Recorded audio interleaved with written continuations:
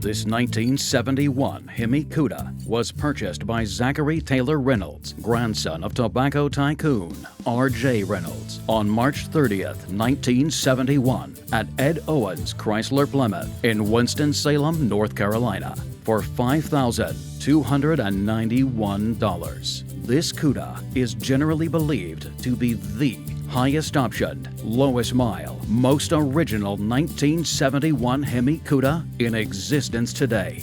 Widely considered to be two of the foremost leading experts on Mopar muscle cars, Mark Worman and Tony D'Agostino will take an unusually deep dive and discuss the merits of the claim that this is indeed the highest optioned, lowest mile, most original Hemicuda on the globe. You will be the witness.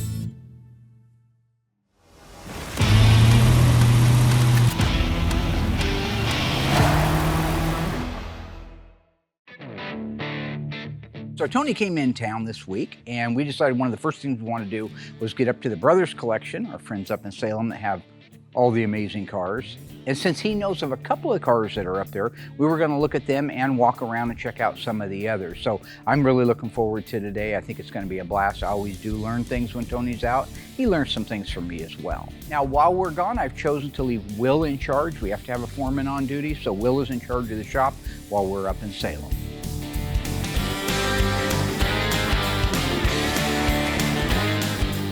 All the tags, I haven't had an opportunity to see this car. You know the car, you got some history on it. Oh my goodness, this car. You know everything about the car. I've known this car for 20 years.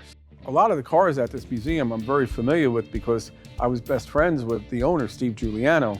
Unfortunately, he passed away a few years ago, but we've been friends, I won't say forever, but back into the 90s at least, early 90s.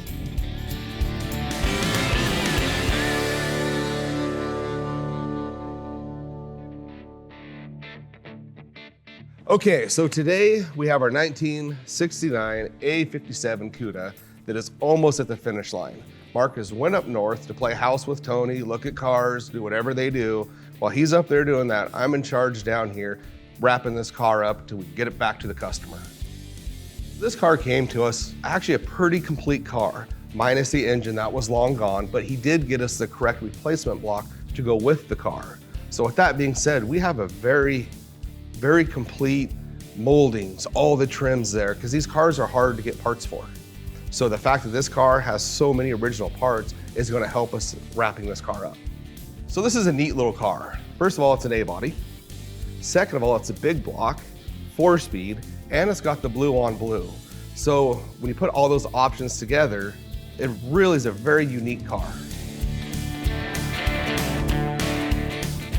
So you never know what you have until the car comes back from the dipper. You kind of see people's past sins when the car comes back. So there were prior repairs to the front inner structure. So as opposed to trying to piece it together, this and that, we found it's way easier just to put a whole front clip on this car. We put a new used clip on the front end, which is a lot of very detail-oriented type work, but it saves a lot of time and a lot of money and a lot of resources to do it that way.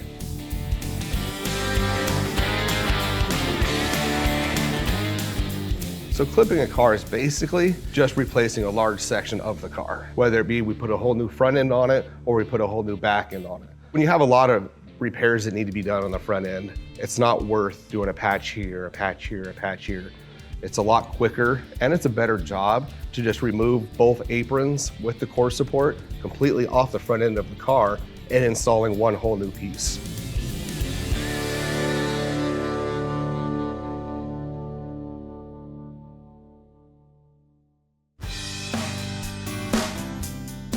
Okay, so you know the car so much better than I do.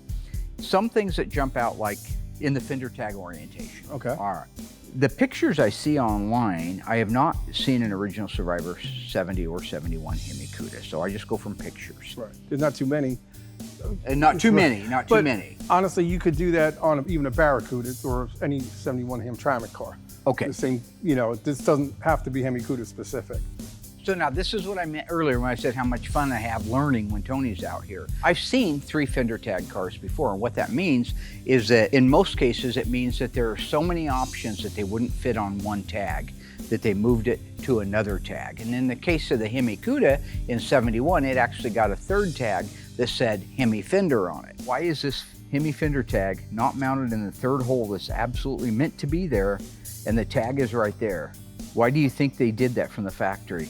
Just didn't know or care? I've seen these before. I've seen them on cars, and they're always laid out horizontally. You have the main tag with all the options on it, the secondary tag with some of the options and the VIN to tie it all together, and then the Hemi fender tag. In this case, the arrangement is incredibly unique, and I wanted to get his perspective on it. No, It was mass production, and I believe there's a reason behind that. Because you see the forward and the rearward screws are both natural, okay? Yeah. Because they're not painted. that's right. Because the way how they painted the tags at Hamtramck, they put a screw in between the two tags. On a double fender tag car. Right. On a single, it was left upper. Right. Uh-huh. Then they lifted up the tags, that's why there's always a bend in them, painted underneath, and then further on down the line, they put the natural screws in. That's right. Well, he would have had to put another screw in and bent up that other tag. I know, it So- would be weird, but that's the question, right? So that's what they did. Human hands, because like I said, there is the hole for the third screw. I agree with everything Tony is saying about this. I guess the only thing I have a problem with is why wouldn't they follow suit after the tags were painted, putting the screws in the correct orientation? Why wouldn't you just lay them out? There's an extra hole there for the tag to go to the right-hand side. And I think, you know, him and I have discussed over the years, these are still human beings doing this work, not robots. And so perhaps it's just somebody on the line decided, I'm gonna put it right there because it's quick and it's easy. Who knows?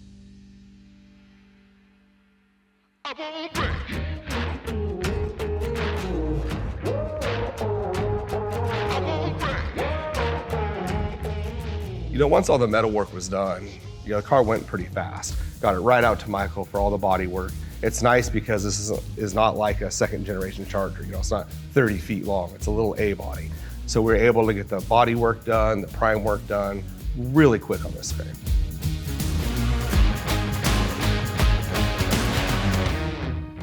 So this was one of the cars that we did a pre-paint on like we used to do that we no longer do, thank God. So yeah, once the pre-paint was all done, let it sit for a little bit, got it inside, got it prepped, did the final paint on it, and it just came out amazing.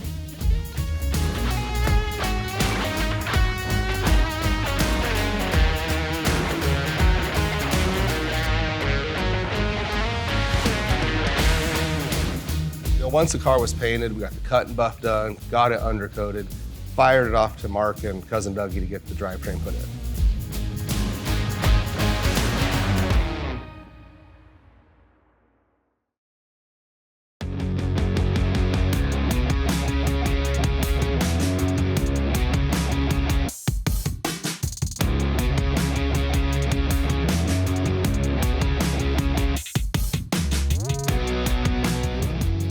So this little 69 Cuda is probably one of my favorites at the graveyard.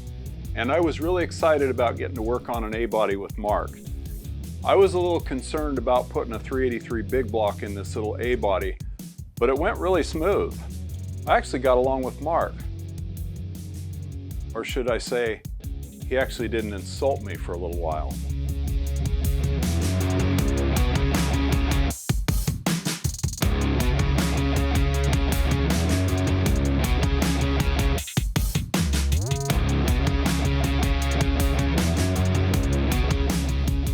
So like I said, the 383 install in this 69 A-body went really smooth. And after it was in, it looked amazing.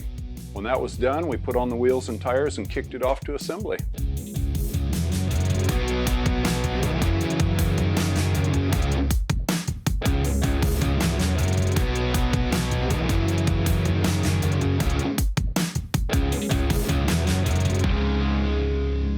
This, I've never seen this before. I know what it is, but I've never seen it. It's this inspection tag. I've seen little bits and pieces of inspection tags, but I've never seen one with all the parts on it, or at least what appears to be all the parts. Now the breakaway tag, I've never seen that. I know Tony says he has some of those in his stockpile of things that he's collected over the years. So tell me how that worked. You know. That's an inspector's tag, and you'll see there's lines in it, and they're made to be folded and broken off after each inspector inspected it. You can see they have names on them. One says paint, one says trim. Body, things like Okay, that. right. Door. It's fascinating as a shop owner now, 50 some years later, to see how they handle making sure processes got done. Here it's a small shop. I got, what, 15 employees. I can go out and make sure things are done. But when you're doing hundreds of thousands of cars a year, you need a system, and apparently that's what that tag was for. At each perforation in that tag, they could break it off. They said the left door is done and on, break it off, throw it away. So if it's not there, they know it got handled. Somewhere along the line, nobody broke those tabs off. So it's all checked. The inspector says, He looks at good. it, boom, did my job. So if that tag's gone, well, I'll be darned. That's the first time I've seen. Is that the first time you've seen one all out like that? No, I have a couple I saved off other cars. Like I said, fortunately, that's not specific to Hemicudas, because I've taken them off from 318 cars, right. It's fascinating to me to go back and see how they did it on the assembly line when they did have 10 or 20 or 30 of them every hour going down the line. And because they're putting so many out that quickly, it explains a lot of the quality issues that we see that you won't see in our cars, because ours were done by 1 or 2 or 3 different people, and we went over it and over it and over it. There, you broke off a tab. There, you put a paint mark on it. Somewhere you said, I'm done. But was it perfect? Most likely not. I think it's because, again, human beings are doing it. People like to do things their own way. Well, Will, for example, my painter, you guys remember, he likes to paint with a fly in the paint. He enjoys putting flies in the paint. What the F? He's 100 miles away. He still finds a way to insult me while he's on vacation, and I'm here trying to get it, keep his shop going efficiently. You know what it's like having 30 kindergartners around here? It's a full-time job. I don't got time for that.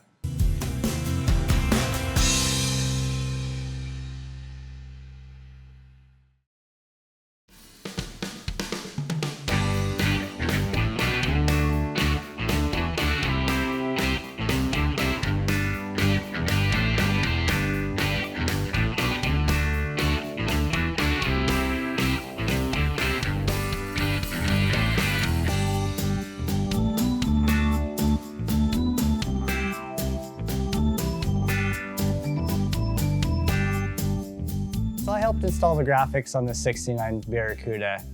It was a really fun new process for me to be a part of, and it was really exciting to learn some of the new tricks of the trade to help me be able to do this in the future. It's really fascinating to see how many graphics go on this, but also how many are painted and how many are decals. I don't understand why they do that, but once everything's all said and done, this thing frickin' pops.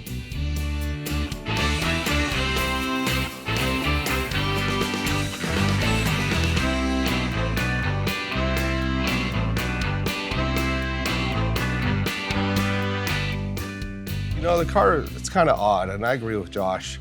You know, when it came to doing the blackout, parts black, parts a sticker. You know, who knows what the rhyme or reason is for it. You know, if you look closely at the valances on the corners, they're painted, and then you'll go a little bit, then it's not painted, and then there's a decal. It's all over the place, but we did exactly what factory requested.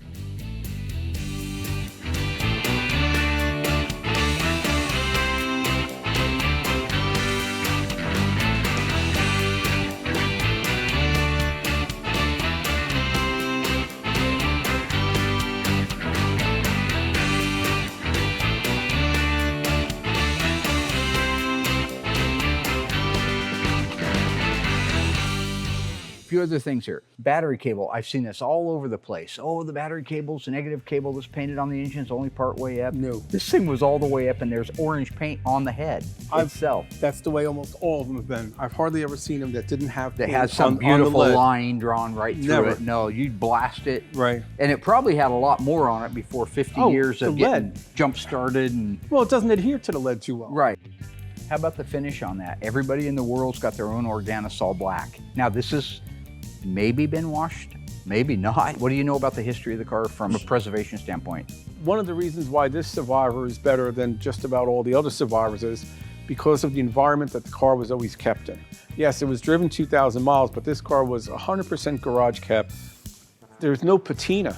There's no wear. That was the thing that was so misleading to Steve and I when we were looking at the car. Like, how could a Survivor be this good? And it was washed, so it may not show as crisp of an Organosol finish. Even Will stuff that looks right but doesn't have the feel. It looks but doesn't have the feel. The appearance of the shaker, and anywhere there's this Organosol black, it's tough because we don't have Organosol black. We don't have lacquer anymore. We're using a urethane and trying to make it look like that. So what we can duplicate is the finish, as far as, yes, that's the right amount of sheen, it's consistent, it looks great. What we've had a hard time doing is getting the texture. That's what Tony's talking about. When you rub your hand across it, how much texture do you feel? Now on this car, a lot of the texture is still there, which is amazing. So when I get back, I want to go over some of the formulas PPG offers and see if we can't cocktail something that has the right look, but also has the right feel. Well, it's in the paint. It's in the that's what Organosol is. It's got the suede. Yes. The suede gives it the texture, you think? The suede is more of a sandpaper finish. That's on the dashes. Gotcha. This is almost like a very faint black wrinkle. Okay. That's the best way I would describe it. So on the striker and on the primary and secondary latch, these are finishes I don't know how to duplicate exactly. I know there's a lot of nerdery going on with this car. I get it. It's probably a boring episode for some people. I think the aficionados are going to appreciate it though. When you take out something like this primary latch and secondary latch for the Cuda, it's not something that's easy to duplicate. In fact, I would say it's borderline impossible to completely duplicate. Look at it. There's 2 or 3 different finishes on there.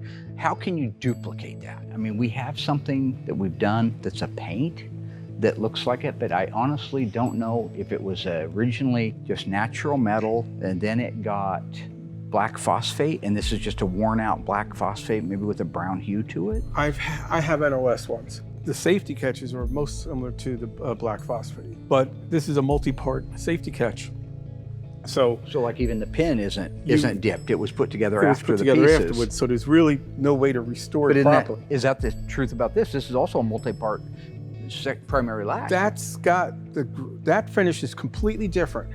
Okay, that's what I call the greenish brown, but that's multi-part pieces. And on an NOS unit, you see those 2 big washers in the front? Yeah. I've actually seen reddish on those. Even though it's an assembled unit after the parts are treated. I think I sent you some pictures of some NOS think I ones have a while seen back. The reason why this car is so important to the hobby and significant of a car is because of its historic value as far as its condition. This is 100% untouched Survivor.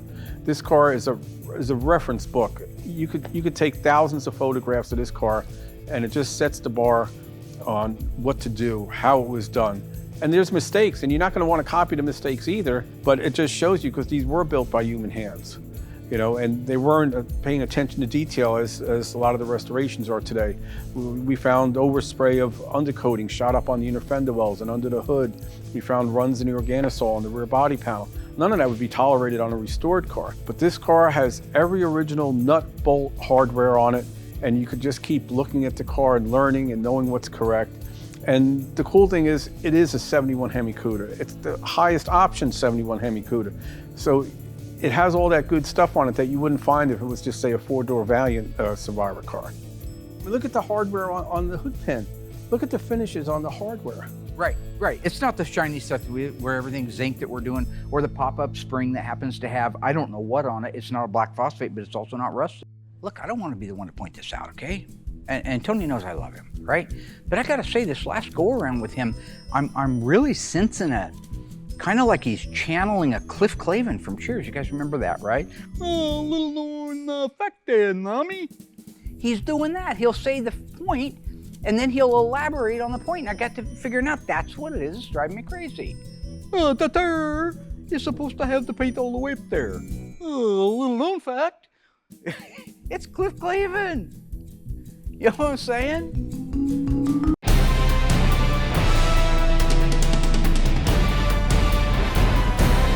Okay, I see how Mark is. Just because I'm not there to defend myself, he comes at me with this Cliff Clavin stuff. The only reason I elaborate on things like the phosphate finish is I'm trying to help him. Trying to help him learn, which he needs to. I don't do it for my own entertainment. I got better things to do. Cliff Clavin just likes to hear himself talk. I try to educate people. If anyone is like somebody from Cheers, I'd have to say Mark is like Woody. Now back to the phosphate. It's a little known fact there, Mark. They all vary. It's not always just regular phosphate.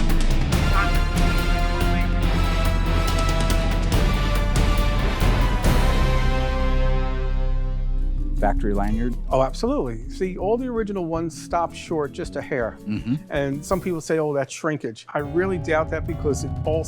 George Costanza, that kind of shrinkage? Oh, yeah. That sheathing over the cable, over the lanyard, isn't shrunken. It is just stopped short of the actual piercing on the end. They did that intentionally for whatever reason. Maybe it was just the way they were manufactured, but there's a little space there. Where today when you buy a lanyard, a reproduction lanyard, its sheathing goes all the way up to the actual coupler piece itself. All right, so basically just remember, if you're looking for an NOS one, it's stopped short, right? Like George's dad, remember? His whole stopping short, he hits the brakes in the car and stops short, so that's how he got some, right? Remember when he got mad at Kramer? Because he thought Kramer stopped fast with Estelle? He said they got in a big fight because that was his move. No, that's not No, shrinkage. it's not. It's the way they did. They stopped it because they had to crimp it. I've had NOS ones, and they look exactly the same. See, and here's the hood pin. See itself? It's a little straight there. It's not completely rounded. In fact, this crimper, look at the crimp. It actually goes up into a shoulder. So it was a very special tool. Still to come, with Mark and Tony on a field trip, are the ghouls going to succeed on their own? Or will the inmates burn down the asylum? I'm sitting here trying to run his shop, and he's up there with Tony. Surrounded by perfectly preserved icons of muscle, It's like the car was bought new and put into a bubble. will Tony and Mark's hyper-focused deep dive help them to discover the secrets of this incredibly rare factory original 71 Cuda? Do you think we're dealing with original tires? I know they are. Yeah, oh yeah. You've checked the date. Yes. You know it. Yeah. Or is this one-of-a-kind Hemicuda going to be the one Mopar mystery that got away?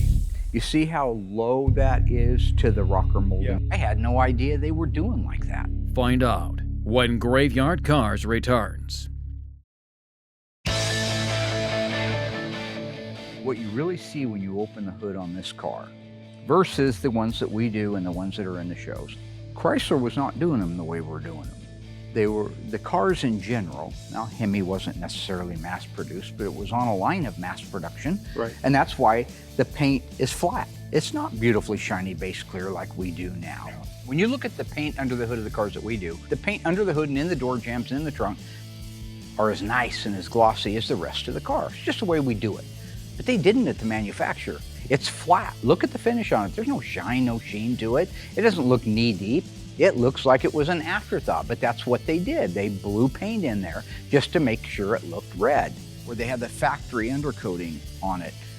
Doesn't look to me like they had the inspection plates in place or the access plates in place. No, they definitely didn't. For the alignment. So that's right. So that's why we see black paint on that. That's why we see little spotches of it here and there on the hood. Whereas if I sent something like that out, they'd go, "What are you doing, you butcher?" Yeah. If you were truly doing one that was to OE Gold standards, you'd want to replicate that. Out here in this world of restoring cars, it's difficult for me to send a car home after spending a lot of money, years doing it, and see undercoating sprayed all over the engine compartment, a flat finish under the hood, runs in the rear body panel like this one has. I have to make those things perfect because I'm not an assembly line. Those could all be excused away by an assembly line, but when it's us doing it personally, it's got to be right. How many times have you seen on the firewall, top of the cowl, runs in the paint? Absolutely, down the top of it, Yeah. Transparent on this side and pouring down on that side. This is a February '71 built car. Yes. And this is something I didn't notice, or I forgot that I noticed if I did. This doesn't have crush ribs. No crush zones. And that in was this. supposed to have started from Late January 70, 1st, right? January 1st and later. That's what the TSB says, or the bulletin Right. says. Here's an example of how cars are mass produced and how even assembly line people can either make a mistake or sometimes it's supply and demand. Look at the crush zones that are not in that hood. This car was built in February of 1971, I believe. In January of 1970, they were supposed to all get the crush zone style hoods. That was a safety feature, right? Here's a car that was clearly built a month or more afterwards that has a regular hood on it. And Tony explained his thought was maybe they had more hoods ordered than they ever needed to use. You put in the crush release For hood. safety, you know, Yeah. so the hood would crush instead of coming in. And what does dry. that mean? So how did this obviously original paint hood, how did this original paint hood go on a car that was built in February of '71. Right. Over a year and 2 months after it was supposed to be a crushed zone style. Well, now I'm going to do everybody a great big solid right here. Okay, Tony's answer to that, why he thinks it could have happened, which is speculation, was a 2-hour answer. the time they started getting on Carz was a little bit later in the year. Now you also have to remember, So unless you're sitting at the bar at Cheers drinking beer for the next 2 hours, I'm going to give you the Reader's Digest version. and this is only a guess, I can't say I know it for sure. He's saying that since the shaker option was a fairly rare option, it is very possible that they had a lot of the 70s style non-crush zone hoods left over from the run and they just put them on. Maybe they didn't pay attention to the federal mandate. I think basically that's what he's trying to say.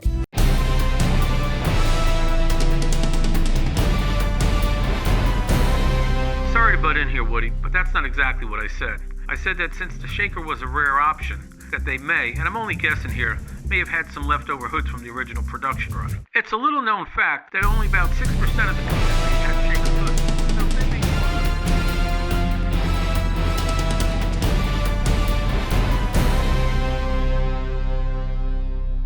All right, I want to talk to you about the wheels, the valve core extensions, some of the exterior trim. Another cool thing about this car is the options on it. I mean, this car had 2 window stickers. It's just, it goes from front to back with louvers, spoilers, mirrors, radio, cassette deck. Funny thing I want to tell you about the front spoilers. The front spoilers were not. Listen up now.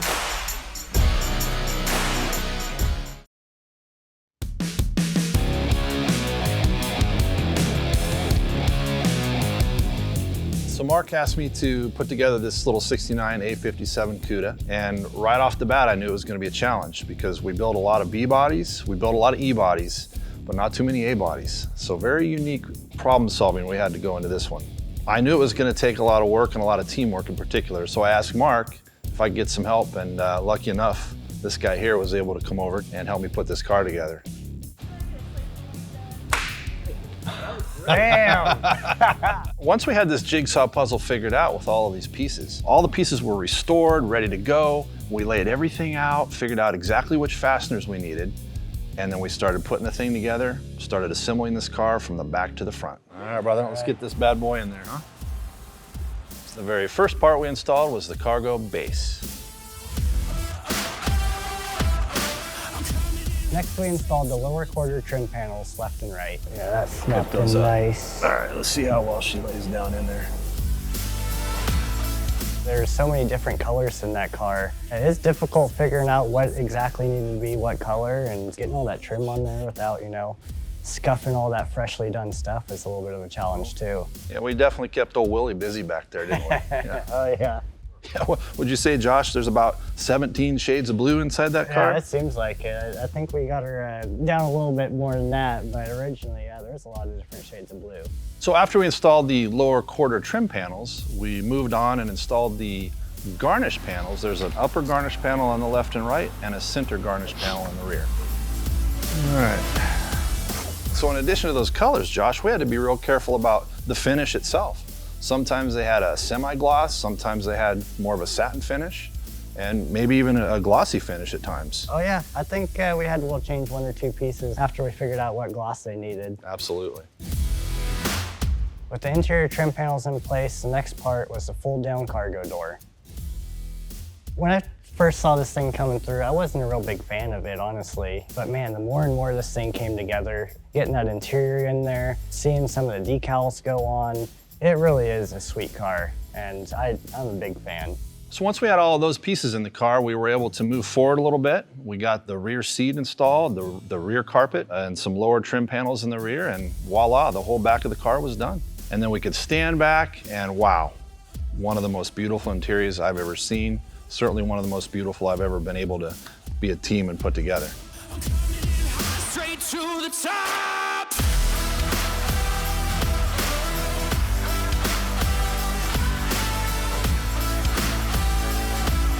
I'm coming in high, straight to the top.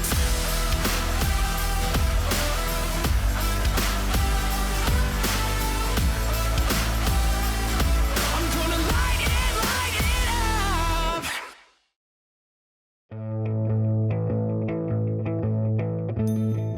can tell, pretty much original paint. Maybe a little brush touch here and there. Yeah, very minor. But you know one thing that's funny, and somewhere I had pictures of this, it's original paint. There might be a couple little touch-ups on it. But one funny fact was that the original owner, Zachary Reynolds, he had Zach lettered with paint on the driver's door. He had He did it. He personalized it like we did in the 70s. pinstriping around the billboard. Zach Reynolds typically had the cars pinstriped and lettered to personalize them. And he had done this to this car, like some cards, like an ace of spades or something like that on the top of the trunk lid at the back. And he had pinstriping around the billboards on the quarter panels and a couple little things.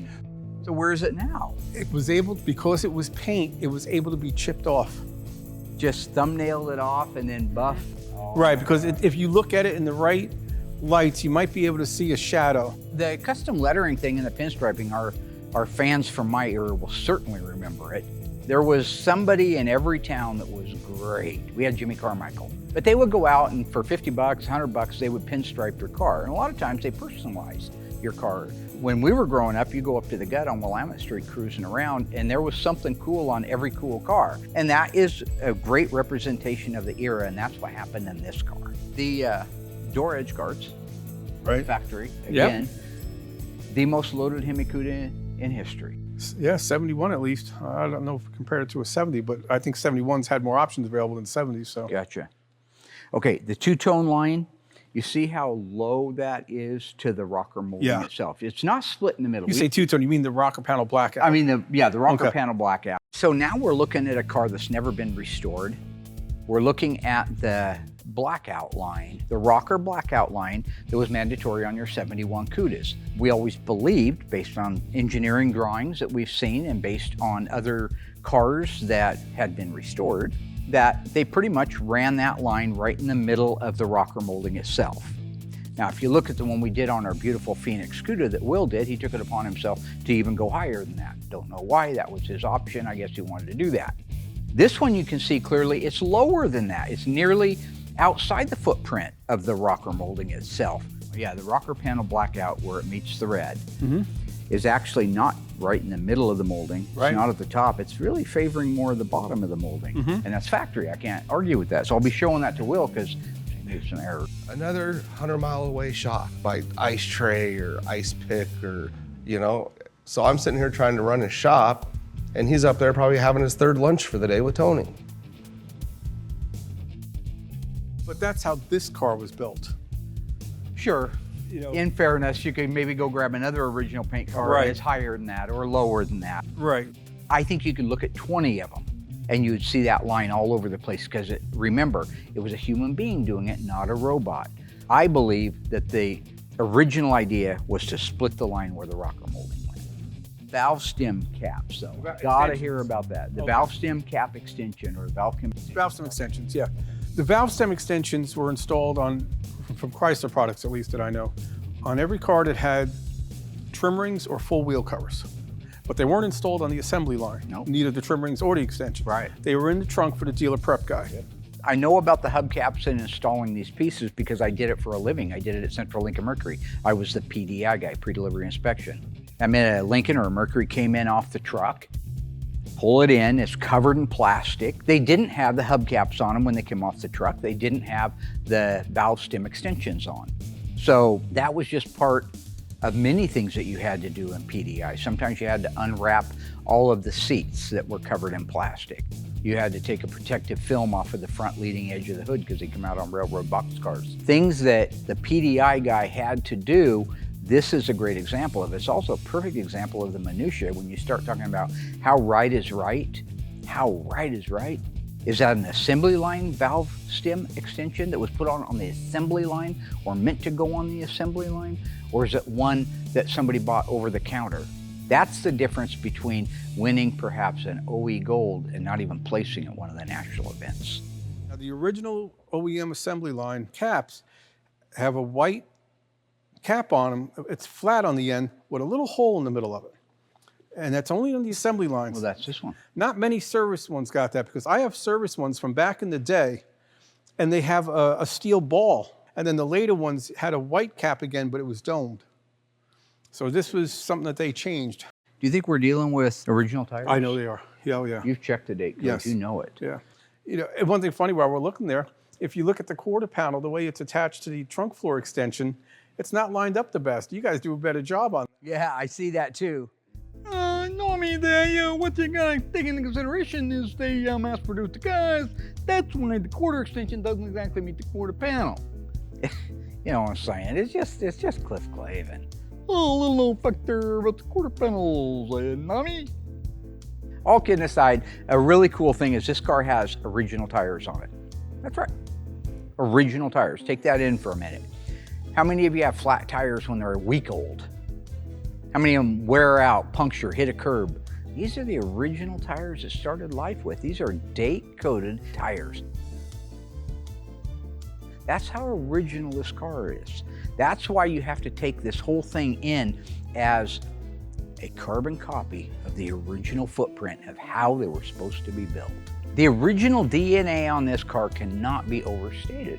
This car, starting at the front bumper and working your way to the rear bumper, is as close to original and new as you could get if you didn't take a car and just lock it in a vault somewhere the day it was made.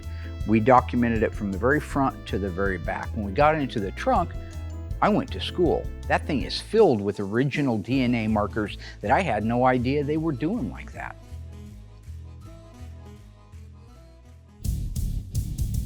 Stay tuned. Will these feuding friends But if you look at this one a little bit closer, part with their pride and uncover the secrets in this one-of-a-kind 1971 Hemicuda? it's like the car was bought new and put into a bubble. Or will the overwhelming options in what is possibly the most optioned 71 Hemicuda on Earth I haven't seen that before. wind up stumping the masters of Mopar, Warman and Agostino? I might figure out what happened on the Hamtramck assembly line, but then the LA assembly line is different, St. Louis is different, Lynch Road is different. This is it. I'm in awe. Find out when Graveyard Carz returns. We could literally spend a week, I think, on a car like this.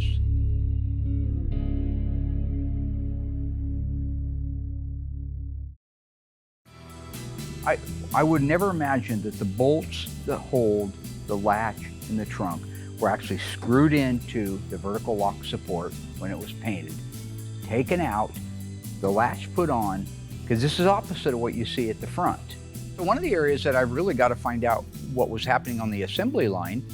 Keep in mind, I might figure out what happened on the Hamtramck assembly line, but then the LA assembly line is different, St. Louis is different, Lynch Road is different. But at least in this particular case, it was clear that the bolts that hold the latch for the trunk were in place when the vertical support got painted. I haven't seen that before. Usually when you're adding a part to something, like you're adding a latch after it's been painted, then the bolts would be raw, go up to the front striker. The bolts are raw that hold the striker to the core support, but the core support's been painted, the latch tray has been painted. So why different on this one? They wanted the same color, so they put it on before fitment, and then after they went to close it, they realized it had to be adjusted, so you see And that's why you see you these. see the scar of it, yeah. So we could do the same. We could actually, if we were going to mimic it, Right. we could put it in place where it goes and then slide it over for paint. And then when it goes back on, move it back where we already knew it went, but it would have this intentional mark. Because you guys pre-fit it, it's really a hand-built car what you're doing. Right. Where this is going down, This is a production deck line. lid after deck lid after Right. deck lid going down. I got you. Now, is that an inspector marking? Probably saying everything's okay under here? Yeah. Most Yeah, likely? it probably maybe has something to do with the spoiler stuff, meaning it was adjusted, I'm guessing. So I'm looking at your side, you're probably looking at mine over here. Yeah. The side markers were installed when the car was painted. Okay, so the side marker housings were painted red, and in the trunk you could see 99% of the retainer is also red. They've painted actually body paint color. on the retainer and the nuts. But if you look at this one a little bit closer, because this is a billboard car, the back side of the retainer, Oh, there's no overspray the back side, the housing is natural. How could that be if everything else is red? because it's a billboard Right, car. when they put the billboards on, they get the went and got painted a ones, side marker. chuck them out, and that's why if you notice on the back of the housings, it says black and Yeah, white. and white, right. Remember, on a 71 CUDA, an option, not standard equipment, was the billboard graphic. You've seen us do many of them. We did one on a purple 71 convertible. We did it on the Phantasm car. We put these on, you know what they are. On the assembly line, they wanted to make sure they put the car together as quickly as possible. So if a car had a white billboard, it should have a white side marker housing. We just paint them white, didn't care. Back then, they wanted to grab a white one or a black one. Those are only two colors for a billboard stripe. So on the back side of the actual housing itself, it'll say white or black. It'll say right hand or left hand. That was assembly line stuff. As we go over this car and we document it from the very front to the back, and we're only giving you just small snippets of what we find, you realize that there's a lot of history both with the car, there's a lot of history that went into the assembly of the car, things that we need to learn. And I really believe in my heart that learning how it was done back then, even though it would be borderline impossible to duplicate everything, I talked about that, I think it's important to the hobby. That's the main thing. There are things that are important to the hobby. I'm a preserver of the hobby. So being that this car is all original and it was so well preserved, you did see some of the factory flaws. Like Mark and I were looking at running the Organisol on the rear body panel. And Mark said to me, he goes, if I was restoring a car like this, of course you wouldn't restore this car because of its condition, but just say it was still original but left outside behind somebody's house and you could see that it still had that run in it. He goes, do I put it back? And you know, you don't really, because you'd be explaining it the whole time. You know, people wouldn't know it. You'd almost have to have a sign on the car next to the run. This is what we did and how it looked before and how it looks now. And that's why restoration cars are sometimes more perfect than they were originally, because they are being hand built. We could literally spend a week, I think, on a car like this. And then we could go underneath it. There's, oh my gosh, all kinds of stuff underneath the car. Maybe that'll be another visit. That's a fantastic car.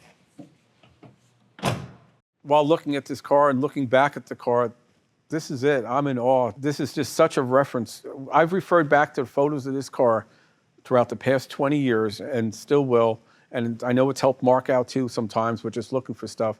It's like the car was bought new and put into a bubble. And it's just there for all of us to learn from. So at the end of our first day up there, we were able to get 3 cars looked at, but it took almost, I think, 12 hours. There's a lot, right? This was the most original one, so we spent more time on it.